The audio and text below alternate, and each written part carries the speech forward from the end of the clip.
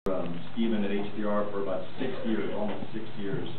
And Frank, I now know why Stephen refuses to accept profit margins less than 60%.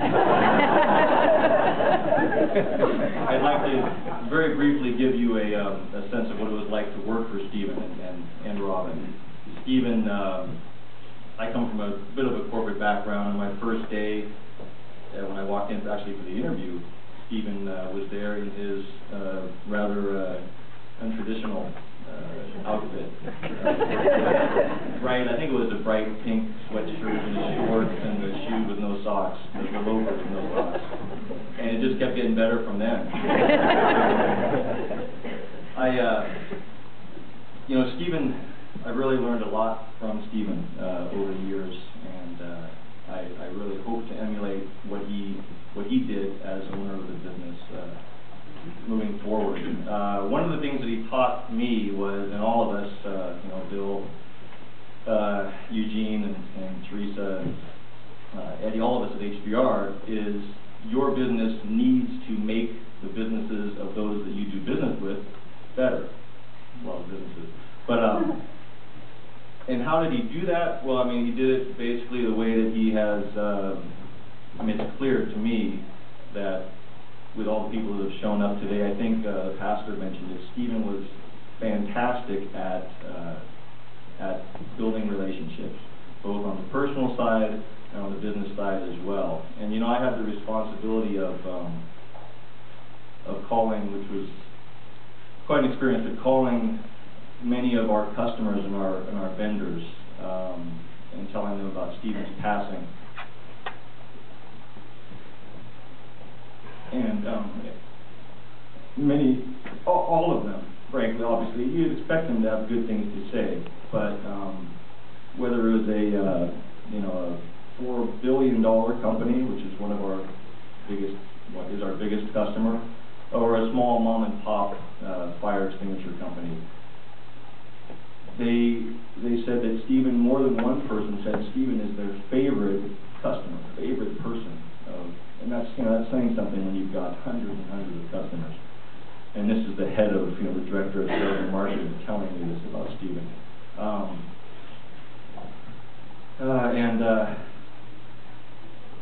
These companies also, and Stephen built these relationships that were so strong because of the guy that he was.